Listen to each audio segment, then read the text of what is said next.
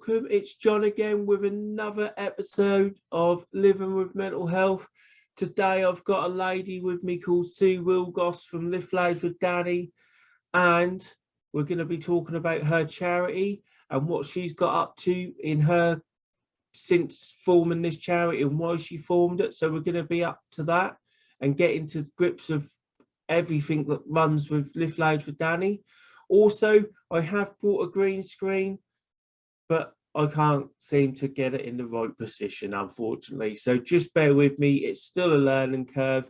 I promise I will get it fixed by about episode 3 or 4. I'm trying my best. I've got my light working, but my green screen, that's not working. So just bear with me.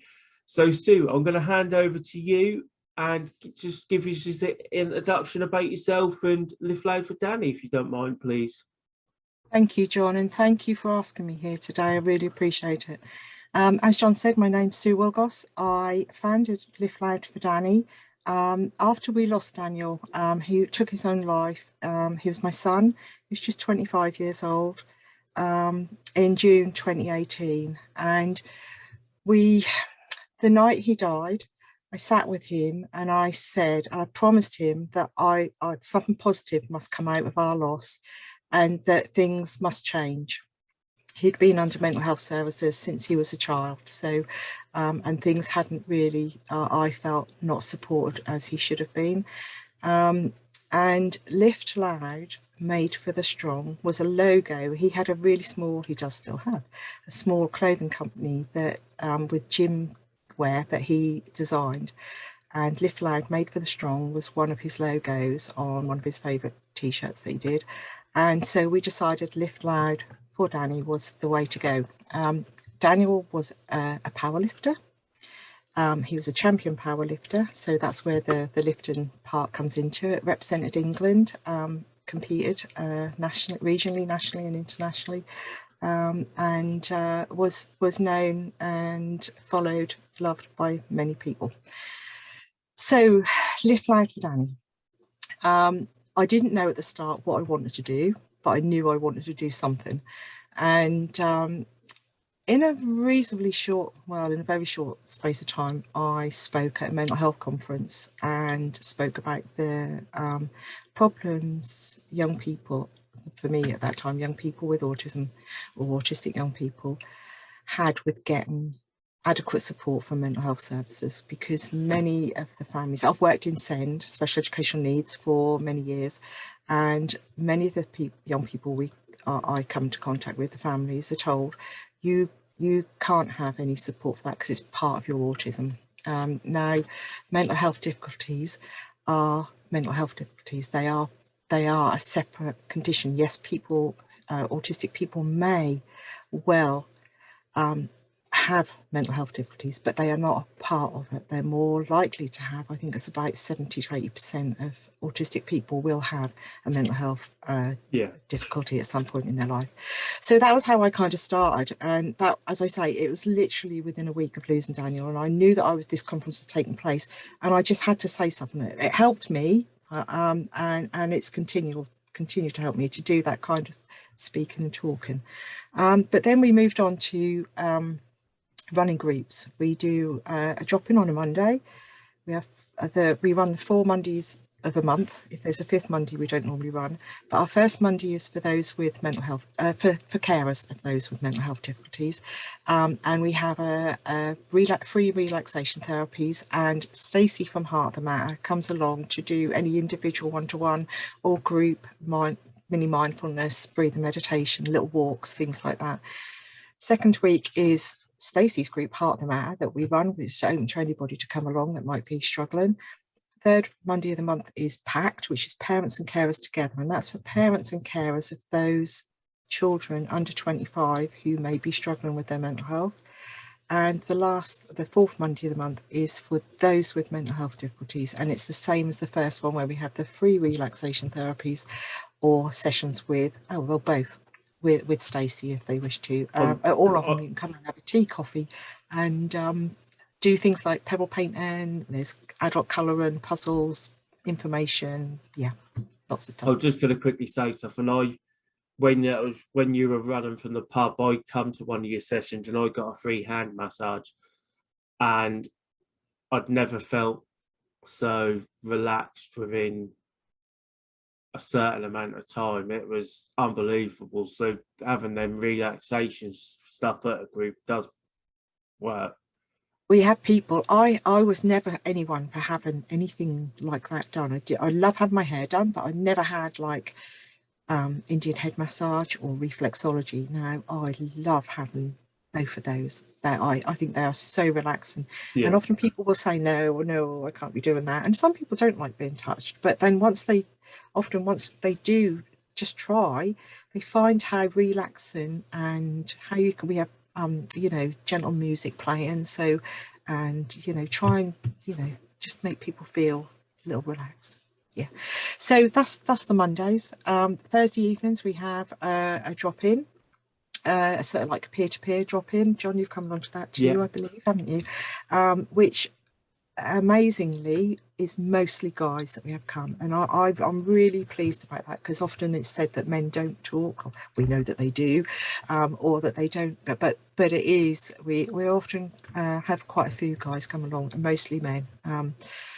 And you mentioned the pub. We did used to run, because I used to be a pub landlady of the Carlton, and we used to use that place for our meetings, but we've now got a new build. Well, it's not a new building, but it's new to us. It's the old social club at Lowestoft Hospital, and that's our own building now, and a lovely big space for us to use. It's work in progress because there's some little bits and pieces we need to do, but it is a lovely big space for us to use, and we've managed to section off a little quiet area where there's a sofa or sofas, and people can sit and talk. We've got a pool table, people can play pool. We've got some tables together where we have all our puzzles. There's Sudoku, puzzle books, dominoes, chess, colouring, pedal paint, and all those things, jigsaws, you know, just things to keep people in a little quiet area where we do those free therapies on those 2 Mondays a month. But yeah, so yeah, and we are now starting a gardening group, and We definitely are. Yeah, and that's going to be good. We joined forces for Leading Lives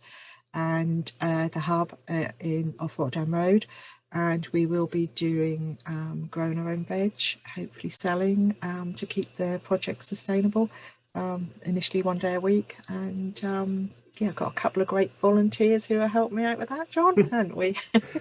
I can, on that note, I can say there has been some potatoes, and there's quite a few onions already been planted, and yeah, we've made a little start before we yeah, start properly, kind of thing, because we had to get things in. Yeah.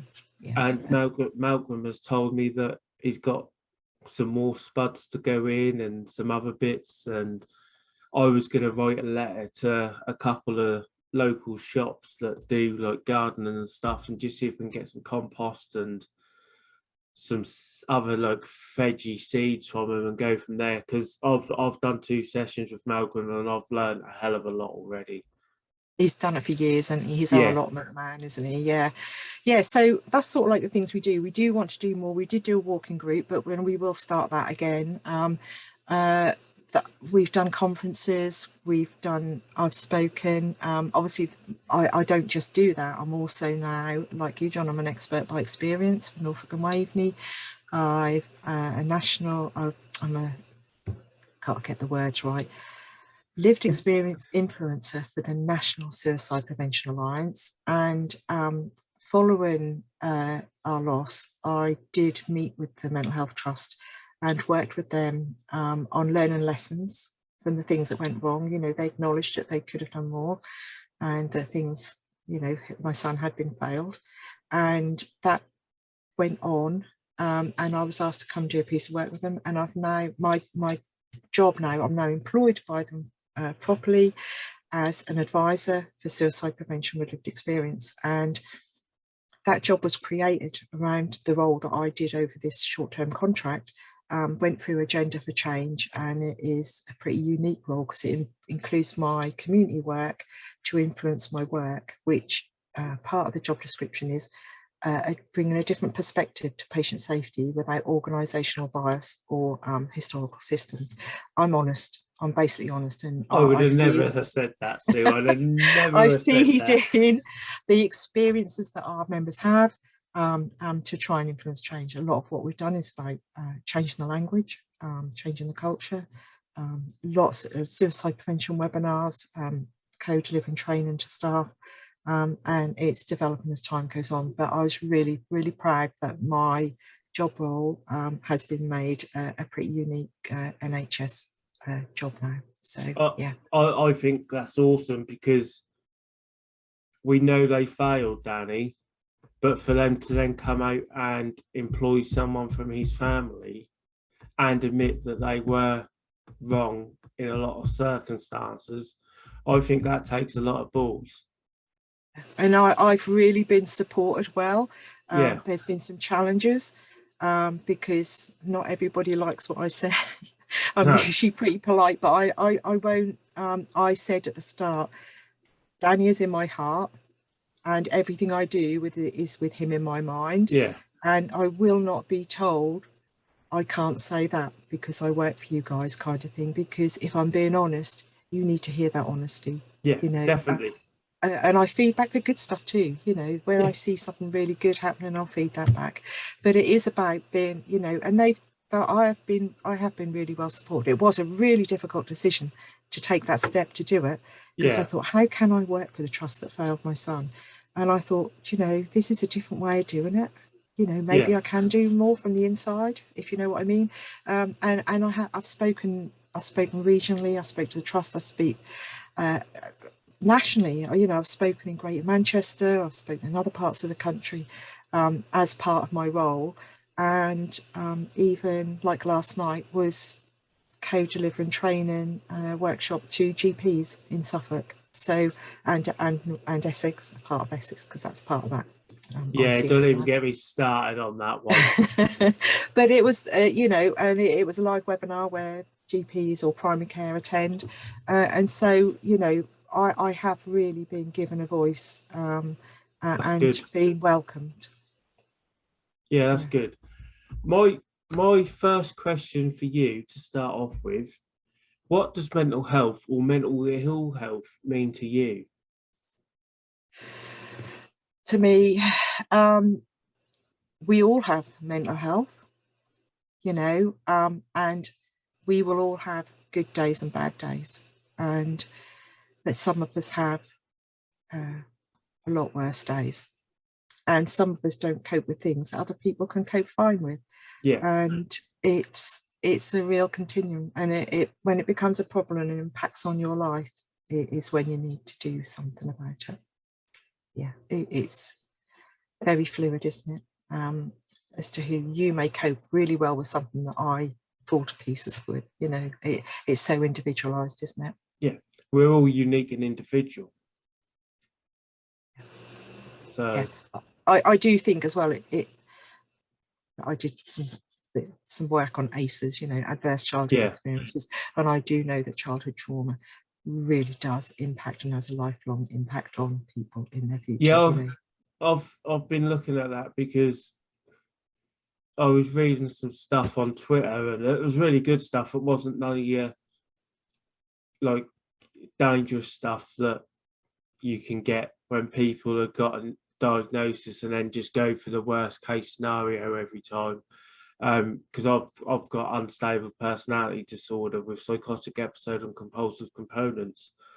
But there was some stuff on Twitter that I was reading saying it could be linked back to some trauma back in your past. Well, as you know, I got offered some 12-week free counselling not so long back, and I've completed it now. And we went through some stuff there, and I'd never looked back at some of the stuff that had happened as trauma. But now I've had that 12-week session, and I thought, maybe there is a link there. I mean, with Daniel, a lot of his trauma was linked to his being autistic, because he really struggled with anxiety and with going to school. He didn't have needs met at school. They did I have to say, early days, they did try, but his trauma was, I was part of the problem too, because I was told I had to take him to school, But after I could see how poorly it was making him, we withdrew him. And you know, we can all say, I wish I knew then what I know now. I didn't.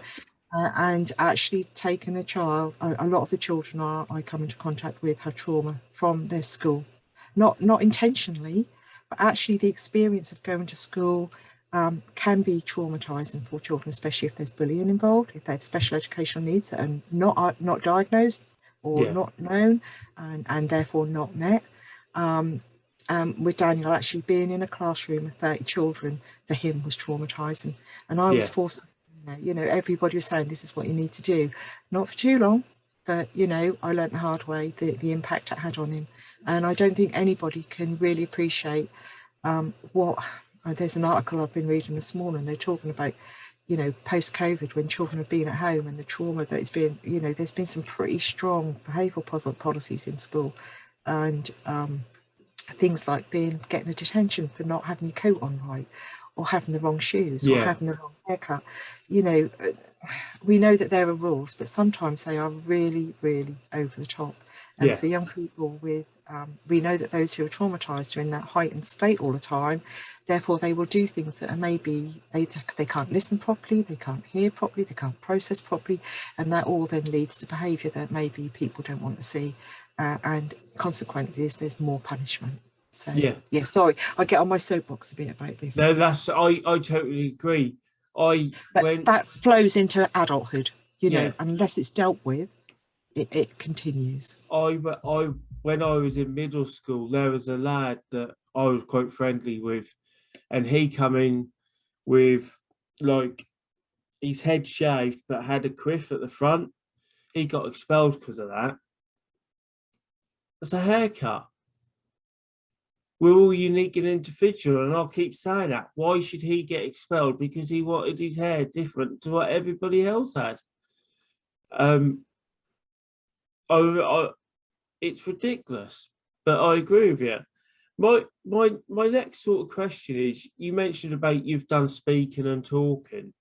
Now, I haven't spoke nationally, or I haven't. I've done one talk outside of Waveney, which was the other weekend for the Restoration Trust. And for me, I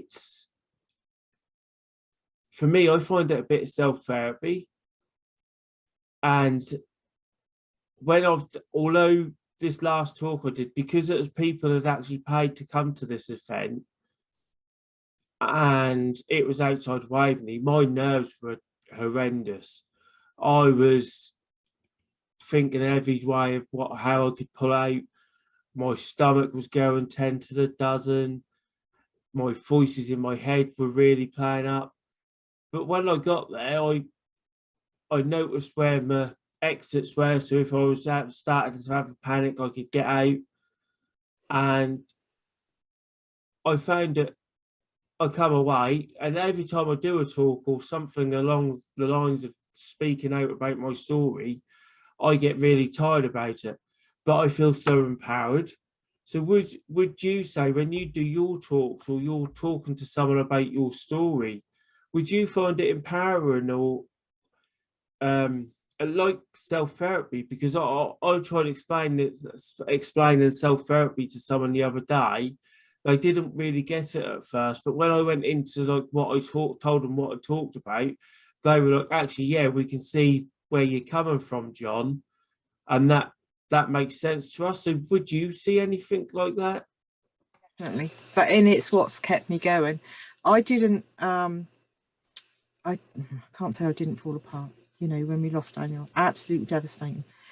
But we weren't surprised, because he'd made multiple attempts on his life, and we'd been warning people that this was going to happen.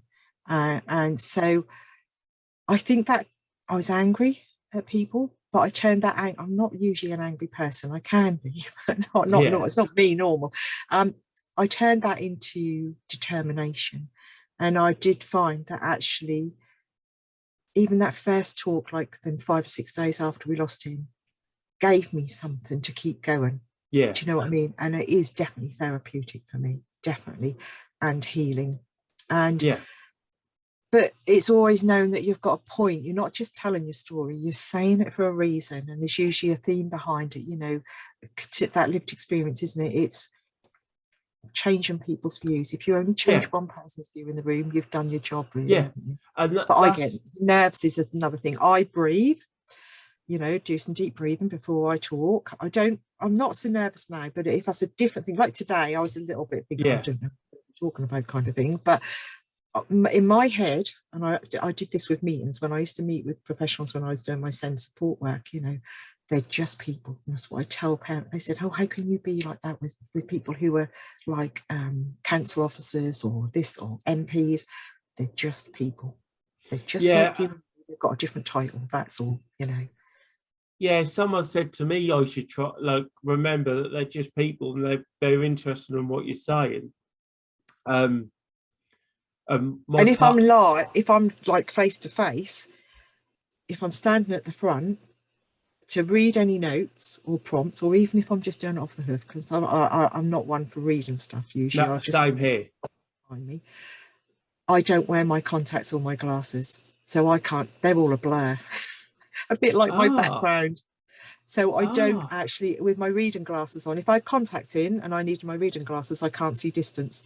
So if I haven't got my contacts in, if I'm just wearing my distance glasses, as soon as I take them off, I can't see very far in front of me, or everything's a blur. Therefore, I can't see people. I might be looking out there, but I'm not actually looking at anyone, not making eye contact with anyone because I can't see them. They might be making eye contact with me, but... I remember at school I should have had glasses, but because people took the mick, I've never worn them since. So that is actually probably a good way of dealing with that, because I like watching people's body language when you talk, especially if you're talking about something hard hitting, or just to see what reaction is. It's like I will read a room before I tell what story I'm going to say about my life, because if I don't think the room is I don't know how to put it. Sometimes you have to change tack, don't you? Yeah. If someone might say something, but that happened in the GP one last night, that the presentation before had triggered something. I thought, right, I'm changing things here because I need to talk about this, you know. So it is reading the room and seeing and like you said, I've got really poor handwriting. So if I started writing things down and going like that and having it on the front bit to talk to someone, for me, I'll probably struggle reading my handwriting. So I'll start, stop. So I do it from the top of my head because I feel easier that way. And that makes me more relaxed doing it that way. But yeah, I find it really self-therapeutic, I do, and that's sort of helped me on my journey. The other thing, sorry. No, go on. I was going to say, the other thing I've done is challenge myself, set myself a challenge each year. The first year after we lost, not that first year, but the following year, I challenged myself to lift in a powerlifting competition. Yeah, I remember you doing that. And I did, and I came third. I was really proud. The next year, which was last year, I got into the virtual London Marathon, and I completed that. I didn't run most of it, given all that, I know, because my poor old hips and knees just didn't like the concrete to run on. But I trained for it, and I completed it with the support of lots of people. And John, this year, I'm doing it again. Yes, and if I remember rightly, you said your husband's taken part as well. He is taking part as well. Yeah, we are going to walk it, and I'm going to do the similar sort of thing, whether we do the same route, invite. I'm going to hopefully, because last year with COVID, we just didn't know what was going to happen. Yeah. And obviously I'm not in the pub now, so I have a little bit more time to myself, but I do want to make it a community event so that, like last year, people did laps with me, didn't they? Yeah. You know, because it was a virtual marathon, and I had to do so many laps of like lower stuff. And so I'd really like to get people, families, anyone who wants to join me involved, and maybe get, you know, a sponsor and a t-shirt kind of thing. So whether they raise money or not, but buying a t-shirt to take part in the event would be really great. So I will get my head sorted out for that. That would be really good. That would. That would be awesome. My next, I'm going back early when you said like men don't like to talk. And I actually brought up this in the talk I did the other weekend at the conference I was at. I absolutely, my partner has to draw stone out of me to get me to talk. But if you saw me at an event or like doing this, what we're doing now, then you'd think, nah, that's a load of cobswallop because he's talking fine. I don't like talking because I feel like I'm going to say something stupid, or something I say is stupid because I've interpret something, because sometimes I don't feel like I understand what's being said. So sometimes my partner has to just chip in and just say, no, this is what they're saying, John, because sometimes I'll take it completely the wrong way and go down the wrong line. And I felt like that when I tried explaining about my mental health to professionals or the benefit system, because I was always told, look at them and be dead honest with you. Be dead honest with them. Well, I got disheartened because when I started talking about the voices and sometimes the images I see, you could see them like withdrawing away from you while they're typing on their computer. And I was like, well, I've been told to be dead honest with you. And because what I'm saying is you're withdrawing. So that sort of, I don't know if stigma's the right word. I think people are scared. Yeah. People don't have enough awareness. There has been quite a huge amount of work going on, especially with like the DWP, with training staff and making them aware, because there is that unknown, and they're scared because they don't know and they're not aware, not mental health aware. But there's been lots of, because I know some of them have done like the mental health first aid, and they've been really keen. I know in Lowestoft, they've done a lot of work on mental health. To touch wood, the job centre and the local council, when me and my partner lost our house, were absolutely bloody brilliant. And we can't fault them enough. They were absolutely brilliant. I had several panic attacks because it was just after my psychotic break I had in the job centre, because it was busy, but I know I needed to attend them appointments and I wasn't doing well in crowds still. And I'm still not, but I'm getting around that. They do have a quiet room now, John, where you can ask to have those. Yeah. I was speaking to Michael, the disability officer, and he said, if you ever feel like you need one of these quiet rooms, I said I didn't know they existed. He said there's something new they've brought in, which is a right move in the right direction, because I'm sure job centres all over the country are the same. They're not very private. Not very sort of welcoming, friendly places either, are they? And they don't give good memories for many people. So it's a triggering place to walk up there, where it is, walk up those steps and go in there. I mean, I've had to go in there with people sometimes to help them with, an appointment or something. And it's not nice. No, I'm not going to say it's, but I have, this is in the past, had some awful attitudes with people. Yes, so have I. But I know people like Michael and Alison that they were lovely and very helpful. And if I had someone, I'd always tell them, get in contact with these people. They'll make sure that you're support, kind of thing.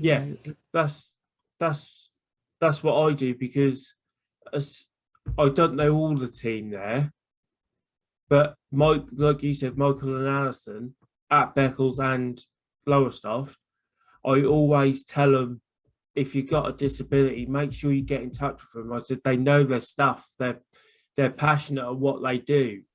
Michael's helped me no end of stuff, and I'm going to get Michael on the podcast at a later time, because I've got to redo all the other ones first. But so I was just wondering, because you run a gym. How do you? I don't run it. I've someone run it for me. Fair enough. I'm not. Yeah, I'm not. I don't know how to run a gym. I don't blame you. That put me off. Walking through a gym puts me off. Sorry, go on. you must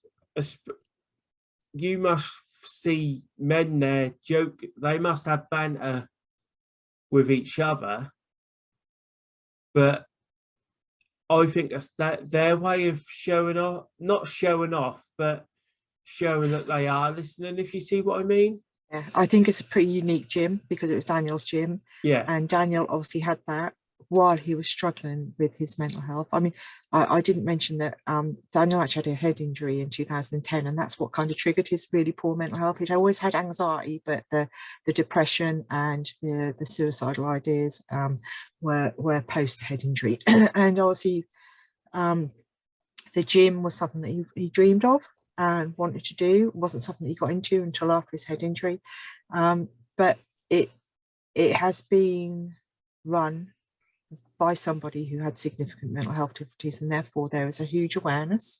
Obviously, someone who's autistic with, and there is a lot of kind of support within people by the people there. Yeah. Some of them have done the suicide awareness. They've done the Zero Suicide Alliance, free training. I really did a push on that a while back, but they a lot of them just get it. A lot of them struggle themselves, and the gym is a safe place for them, and it's a place of distraction, a place of therapy. And and obviously we've done some of our men's wellbeing conferences there as well, and events. So yeah, definitely, because for me, walking in a gym, I'd feel complete nerves that, like, I'd be right at the bottom. I'd be as low as I could get to the ground, because I don't actually use the equipment. In a previous job, when I looked after adults with learning dis, I used to take a resident to the sports centre because that's the gym he had a membership to. And I call him a little bugger because I was new to taking him. He wouldn't do all of what he was meant to do. He was just doing a couple of bits here and a couple of bits there. Now, I thought that was normal, and I didn't think of anything asking it until one day one of the members of the staff turned around to me and go, "John, you're not very long at the gym, are you?" I was, "Well, no, he's done his bits and we come away." "John, what's he doing at the gym?" So I told him, and they were all laughing at me. He said, "He's playing you big time, because he should do he does about 6 or 7 different things when he goes with the older staff, and he was getting me he was only doing about 3." And sorry. I was like, "You little bugger."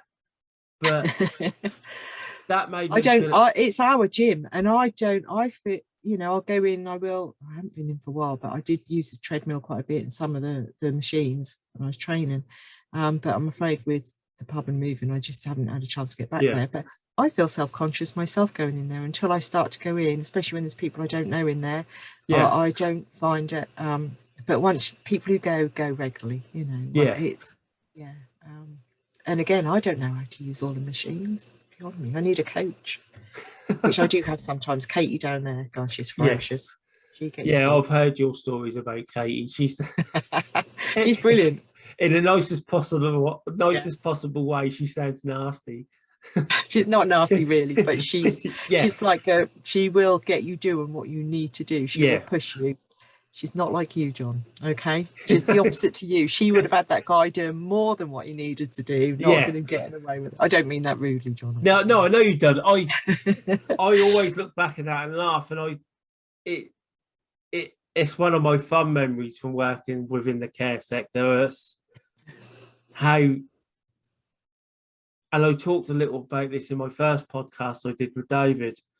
One of you know Rob from Lift Loud for Danny. He's part where we're going to be doing the Garden and Proctor do Fabber. Yeah.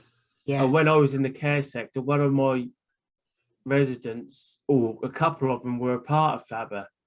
And one night we went and watched a play, and we come back, and on the way back she said, "I'm not normal, and my family weren't there to watch me." Well, one of my colleagues turned around and go, "Your family was there to watch you. We were there, and you are normal." And we brought this up in the staff meeting the next time we had one. And it was just saying that, how about if people with learning dis or any like illness are living the right life, and it's our role to support them. And that actually got people thinking. And we had a couple of new staff there, and they were like, thank you for sharing this with us, because that's actually helped us out. And it's sad that people think that they're not a part of something because something hasn't happened. And I used to be like that numerous occasions. Someone not get back to me, I think, oh, they don't really want to talk to me, but now in a better place because I've got some tools to cope with stuff. And it may just be that they've forgotten. Yeah. Because they're so busy. I'm dreadful at that. I need reminding. If I open a message and don't respond, so sometimes I don't sleep well. Sometimes I'll open a message in the night and I'll try not to, but sometimes you just do it.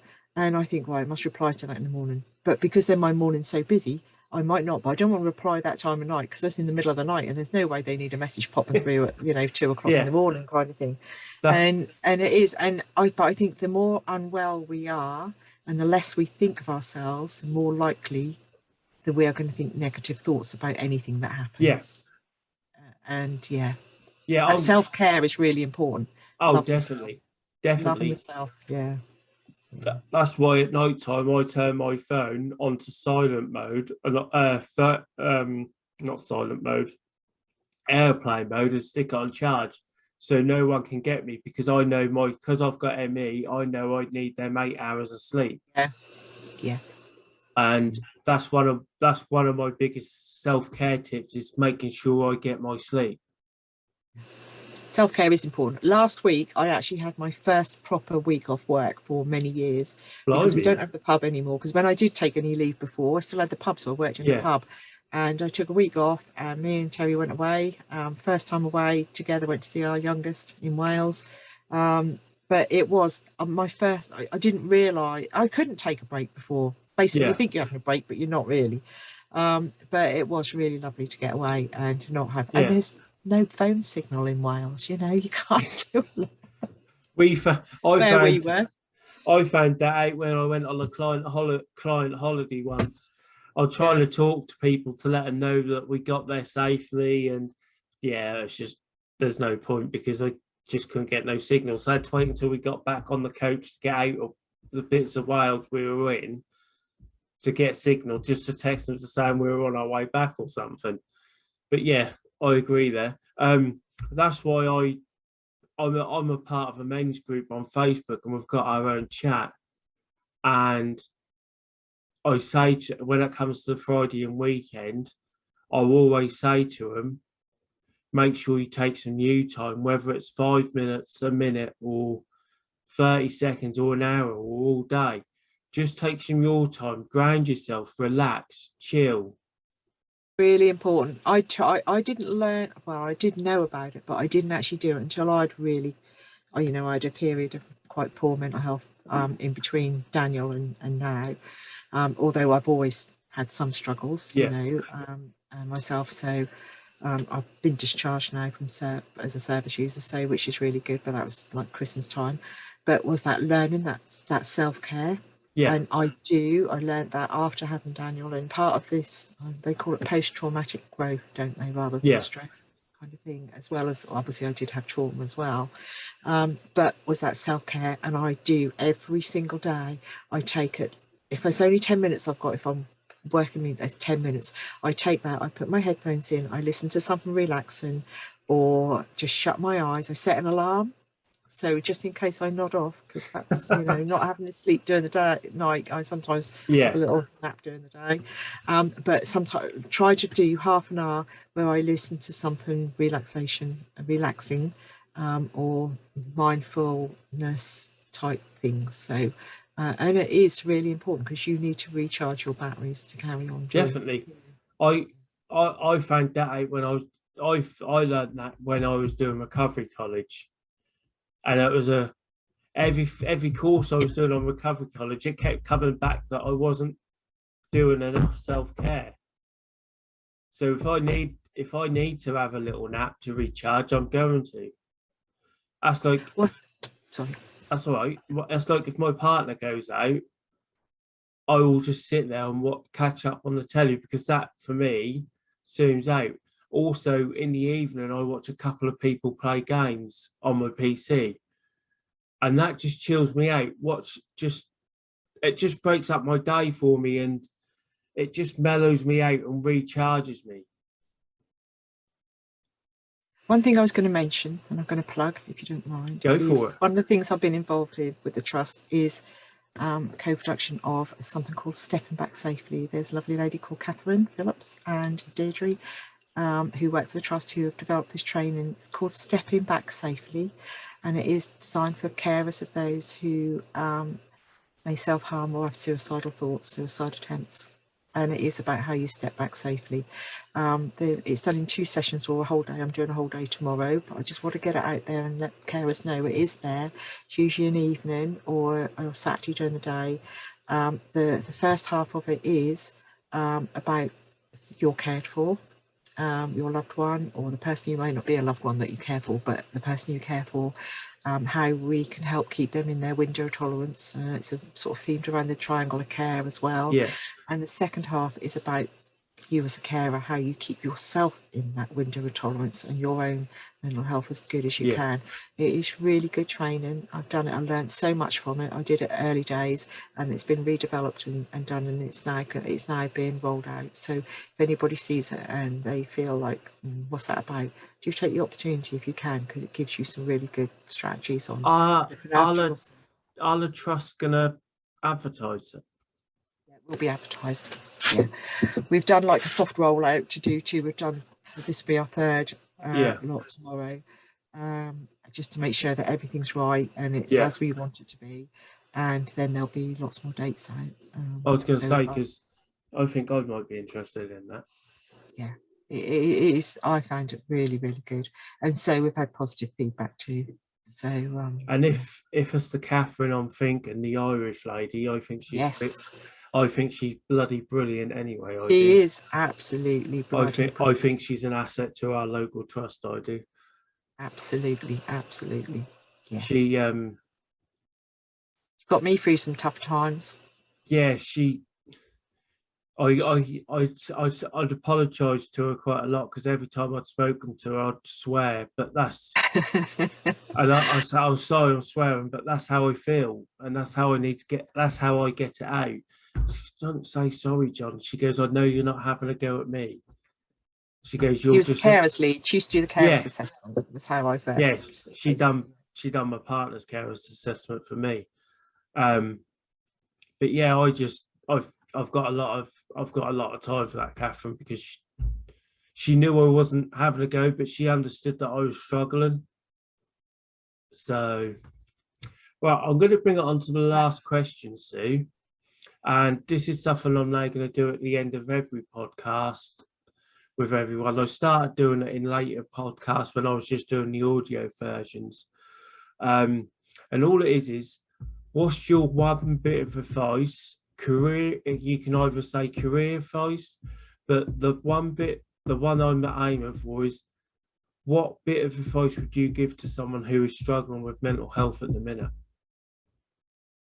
Know that it doesn't have to stay that way. There are things out there that can help you help yourself, because it is the one thing that people need to realize. Actually, you need to be able to help yourself and accept help for you to move forward, and it won't last forever, and you can do. I mean, I've been well now for a good 6 months. I was suicidal at one time. I was as a teenager, self-harmed. Throughout my life, I've self-harmed, but you can get to that better place, and you can. You just have to have hope. Yeah. That's only a 4-letter word, but it's a big word, I think. Yeah. And on what Sue's just said, I'm just going to say something. Recovery journey is not that, a straight line. A recovery journey is that. And if I can find a picture I like using, I'll try and add it to the video so people can see what I mean. we will all have, because even those in the best, who have the best mental health, will have bad days. Yeah, and definitely. you know, there is always hope out there. We learn to live with, you know, with our difficulties, and if we learn the strategies and the things that we help us cope, and we acknowledge that we know it's not going to last forever, these really bad periods, I think it helps us get through it, and having that support around you and somebody telling you that, you know, reinforcing that is good. I totally understand there. So everyone, that has been Sue Willgoss talking about Live Loud for Danny and her career in the trust, and as a working it, helping out in a gym and all the groups she runs. This will be out later today once I've edited. Ooh, that was a little word, but that took me a long word to say it. Once it's been edited, I will post it, and I will see you in the next one, which will hopefully be next week. Thank you, Sue, Thank for you. coming along. Thank you, John, and thank you for having me. Thank you so That's much. all right.